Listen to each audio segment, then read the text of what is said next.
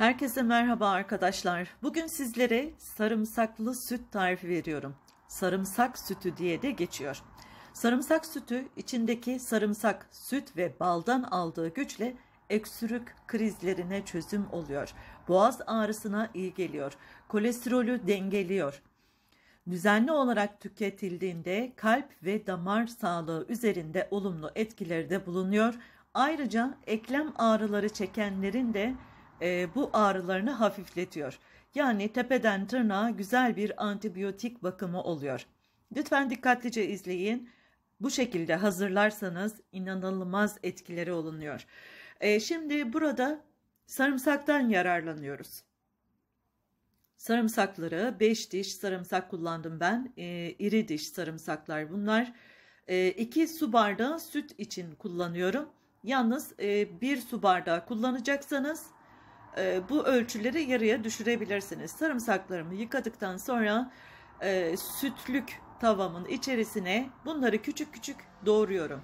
Havanla ezip de koyabilirsiniz. O şekilde de olabilir. Ya da bıçakla birkaç yerinden delip sarımsakları bütün olarak da atabilirsiniz.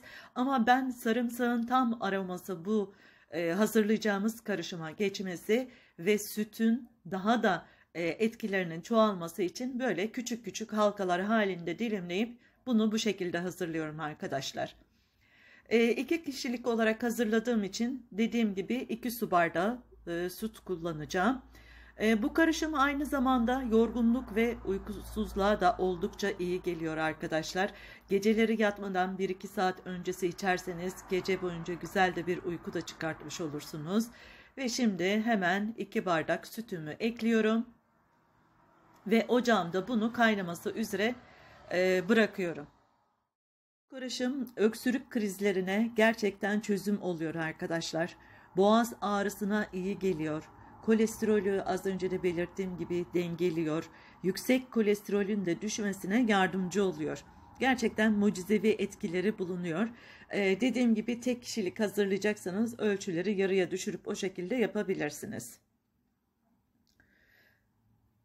Bunu bu şekilde hazırlıyoruz. Aç ya da tok olmanız hiç fark etmiyor. Bu şekilde bunu hazırlayın. Öksürüğünüz başladığı anda bunu içiyorsunuz. İnşallah şifa olacak. Ocakta kaynamaya başladığı zaman ocağın ısısını düşürüp şöyle ara ara karıştırarak bunu 2-3 dakika daha kaynattım ben arkadaşlar. Bunu içilmesi önemli olan bir adım. O da nasıl içiliyor?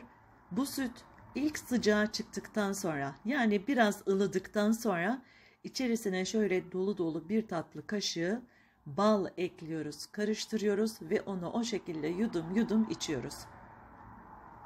Bakın bu şekilde kokusu falan da kalmıyor. Süt ve balla birlikte, emin olabilirsiniz buna.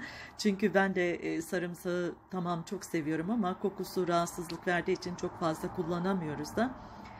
Bu şekilde bu süt ve bal karışımıyla gerçekten kokusu da olmuyor. Rahatlıkla içebilirsiniz ki zaten o öksürüğü çekmektense bu şekilde bunu hazırlayın ve için, gerçekten çok etkisini göreceksiniz.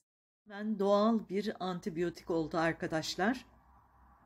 Vücudumuz için şifa, uykumuza destek oluyor, rahat ve kaliteli bir uyku çıkarmamızı da sağlıyor.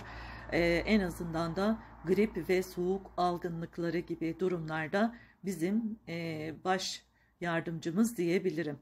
Ve şimdi balımı da ekliyorum ve güzel karıştırıyorum. Bunu afiyetle tüketiyorum. Evet arkadaşlar, benim tarifim bugünlük bu kadar. Umuyorum sizler de uygular, beğenir ve memnun kalırsınız. Hepinize şifa olması dileklerimle. Lütfen kanalıma abone değilseniz abone olmayı, videolarımı beğenmeyi ve tarifimi çevrenizle paylaşmayı unutmayınız. Kendinize iyi bakın. Hoşça kalın.